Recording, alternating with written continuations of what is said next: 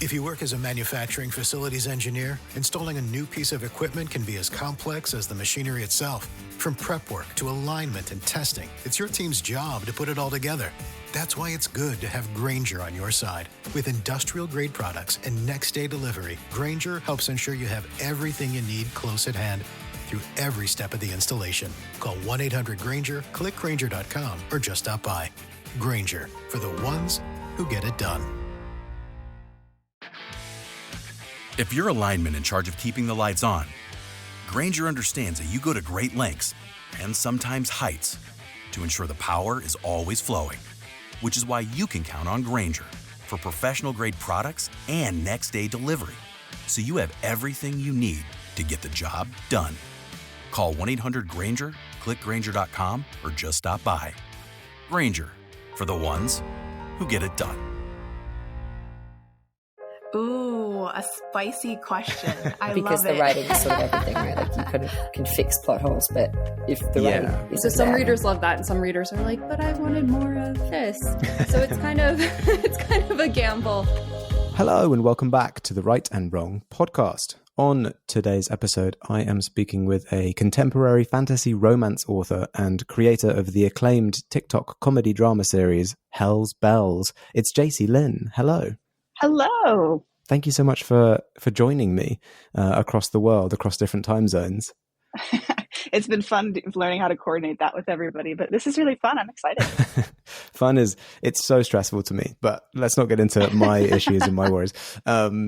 Let's talk about your upcoming novel, For Whom the Bell Tolls, which is out on the 6th of May, I think in the UK and the US. Yes. Tell us what it's all about. What can we expect in the story? So it started as a prequel to my TikTok series, which is set in the afterlife. And that had been going for several years by the time I decided to start writing.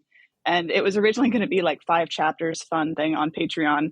And just like the TikTok series, it kept going because I went, oh no, there's more here.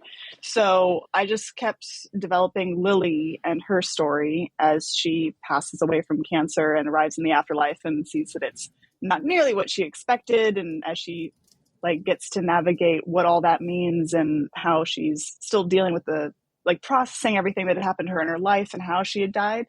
And eventually she does go down to hell a little bit out of spite. And she realizes that her years of customer service can really do some good there. She didn't, spend all those years for nothing. And now she gets to talk back. So she starts something called the help desk, which is just customer service in hell, but the customers 99% of the time always wrong. So, and then she gets to explore the whole world and see that there's deities there. And she gets to meet Belle, who's a demon, a general, and a prince. And there's some other fun characters that make an appearance as well. Okay. Can I surmise from this that you have some experience in the service industries? Oh, my entire career. I think I've only had a couple of jobs that weren't considered service. I worked in industrial construction, and then I worked on a fishing boat in Alaska. And I think that's the only non-service jobs I've ever had since I started working at 16. Okay. Wow. So would it be safe to say that a lot of the sort of anecdotes and stories from this are close to things that you might have experienced in, obviously highly fictionalized versions of things that you might have experienced in your time in working in service industries? Yes and no. There's some personality types it was the personality type that really made it apparent. Yeah. Then you have those people who are going to complain about anything, no matter what they can. But I came up with the series on TikTok while I was working at a fabric store during COVID, during the holidays.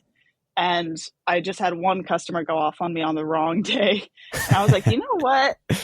I think that I know where you guys could be wrong. And that's where this whole thing started. But yeah, I've seen some pretty ridiculous stuff in my time in customer service. It's what bonds us service industry workers together.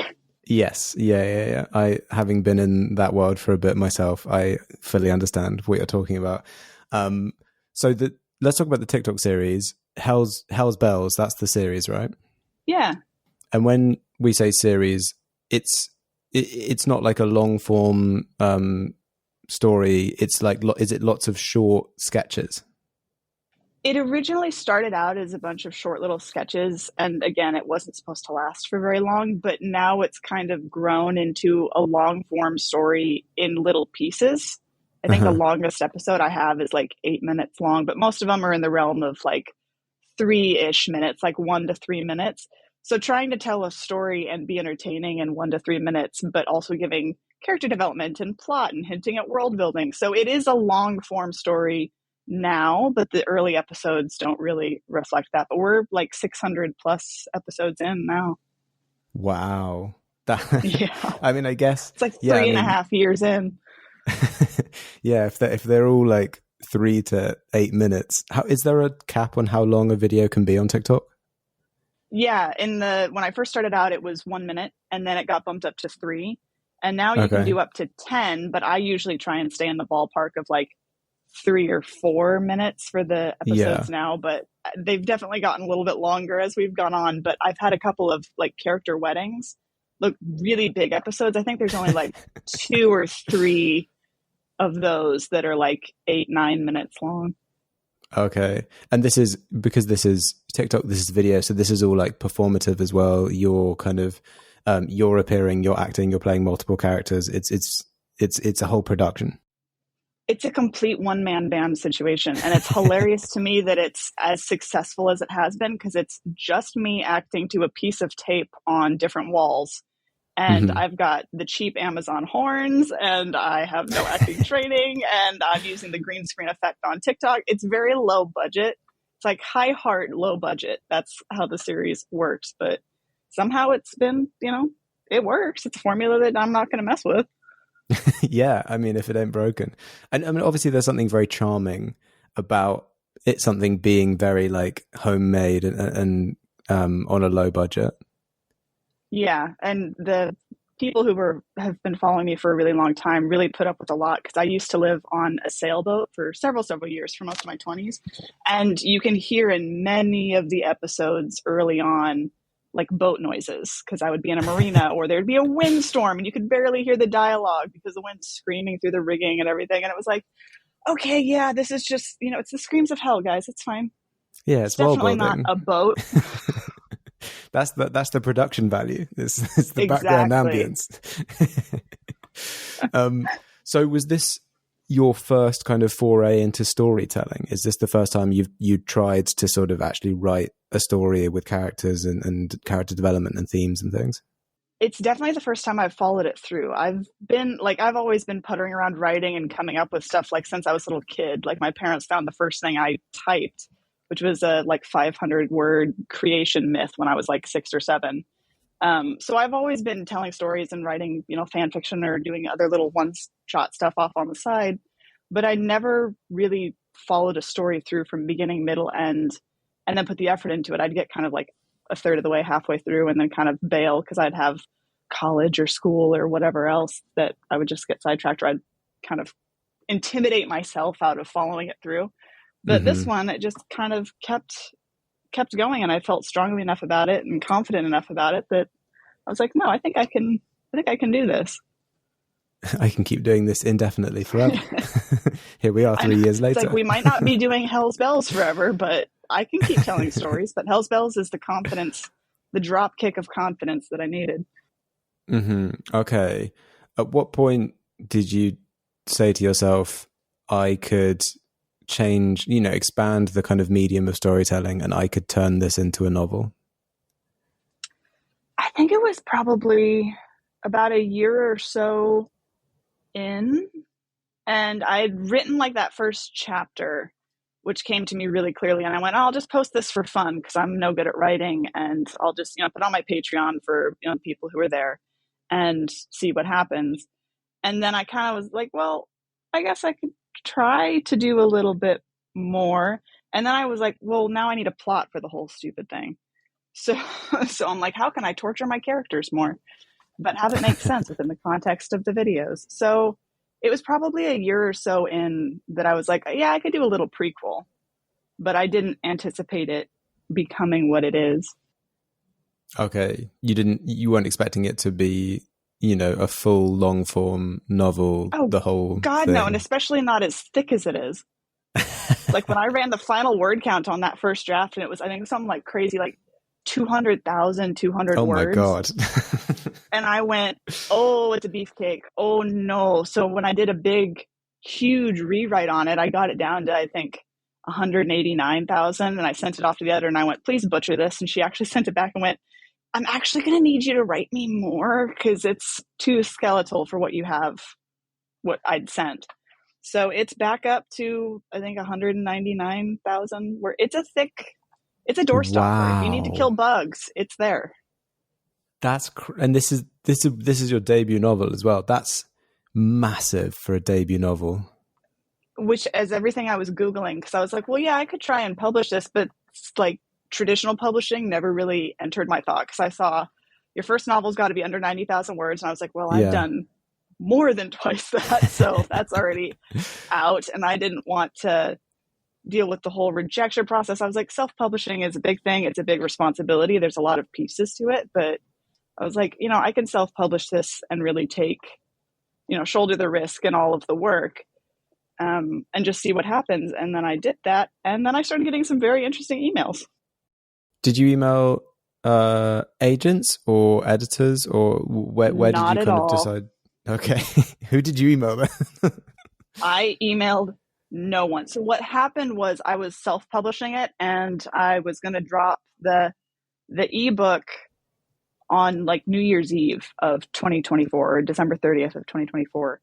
Mm-hmm. And it's got the pre-order set up, and I reached out to Gwenna, who's also known as Mama Cusses on TikTok. We've been mutuals for a while. And I went, hey, do you want an art copy of my book? Like, you don't have to. And she was like, yes, please send it over. And then I get an email from her 4 hours later, and she goes, do you mind if I send this to my agent?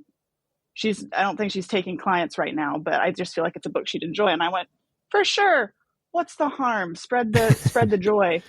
And then 12 hours after that, I got an email from what became my agent. And she was like, this is amazing. Let me help you out here. Let me help you just get an audiobook deal. And then I started getting emails from editors who were like, hey, do you want to talk about trad publishing? And I had no plans of it. It's just the pre-orders had done so well that it kind of got on people's radar. So my calm Christmas did not stay calm for very long. Wow. I think I had Christmas Day, and then it from pre-orders on December 22nd to ebook pub day on December 30th. That's all it took for me to get an agent and start a trad publishing auction. So I'm very confused how I got here. I'm still kind of politely baffled as much as I can be. Very grateful for it, but it was definitely a whirlwind that I did not expect at all. If you work as a manufacturing facilities engineer, installing a new piece of equipment can be as complex as the machinery itself. From prep work to alignment and testing, it's your team's job to put it all together. That's why it's good to have Grainger on your side. With industrial-grade products and next-day delivery, Grainger helps ensure you have everything you need close at hand through every step of the installation. Call 1-800-GRAINGER, click Grainger.com, or just stop by. Grainger, for the ones who get it done. Wow, that's amazing. So you literally basically sent it to a friend, and they were like, I'm just going to, don't worry about it. I'm just going to send it here. And then it all just picked up from there. Yeah, it was just, I think she'll enjoy this. And I was like, for sure. Why not? Just get it out there. Because I just thought my followers would enjoy it, and it wouldn't really go much beyond that. Yeah. But then other people were like, hey, no, we read it, and this is good. It's big, but it's good. That's amazing. And you know what? It goes to, I think you were in such a good headspace where you'd written something and you thought, oh, my friend's going to enjoy this. Because I was talking to an author the other day, and one of the pieces of advice that often gets given around in publishing is write what you would want to read, which I think can be helpful, but to some degree is a bit too hyper-focused on you. Like it's like, well, we don't really know what, it's hard to judge when you're so close to it. So it's hard to be like, do I want to read this? I don't know, I wrote it, so I like it. So do I want to read it? But her take was she writes stories that she thinks her friends would like to read. So you had a story and you thought, my friend's really going to like this. I think you were set in such good stead to give that to someone for it to be in a good place. Yeah, it was nice for me because I've had such a crisis of confidence for so long about so many things that I was like, it's already a story that's out there. I've been doing Hell's Bells for long enough and looking stupid on camera for years at that point. So I was like, I can send the book to a friend, and it also helped that it had taken shape on Patreon. So I knew that the hideously bad first draft, I mean, it wasn't as awful as it could have been, but looking back on it now, I'm like, yeah, we made a lot of changes in a year between finishing the first draft and hitting send on that pre-order. It kind of helped that I'd done my least favorite thing, which is learning in public. I keep ending up doing that. But it helped that I was like, well, it can't get much worse. You guys have already seen my first draft. In terms of, so you said you'd basically got it essentially to the finish line in terms of self-publishing. You just decided not to cross it at the last second. But what did you do a lot of research? Did you do, had a lot of work gone into that in terms of getting it ready to self-publish? And like, if so, where did you look? Like, how did you learn how to do that?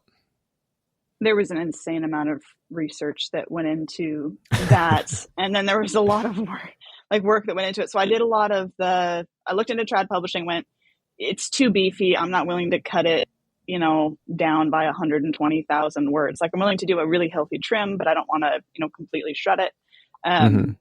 So I started looking up like lists of how to self-publish. What's an ISBN number? How do we get those?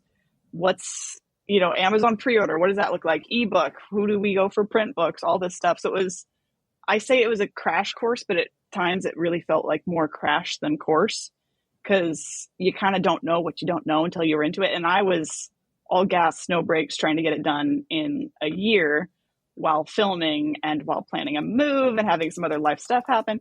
So I found a website called Reedsy, Reedsy, because I was like, I need an editor. I know that. And I was able to query a bunch of editors and kind of learn that process. And I stumbled onto Katrina, and she was wonderful. She did so much work on this beefcake, and she helped guide me through the kind of what publishing looks like and talked me off the ledge of, you don't need to spaz out about this, this, and this. This is spaz worthy. This is not. So she was wonderful and very, very helpful for the developmental and line edits. And then I had to find another editor for copy editing. I found someone else to do the formatting. That was all on Reedsy, that marketplace. So that was where I spent a lot of my time seeking that help.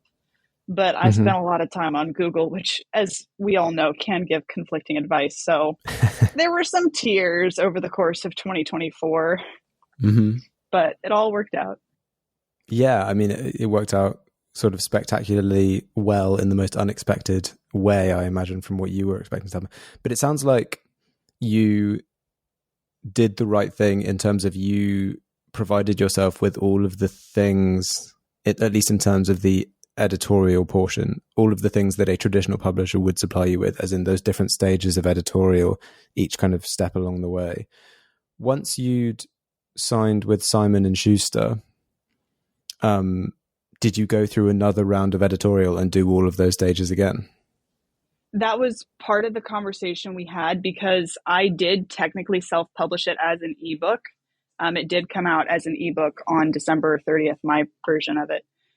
So the book was out there. So we didn't want to run through and do major content changes. We ran a couple of copy edits on it.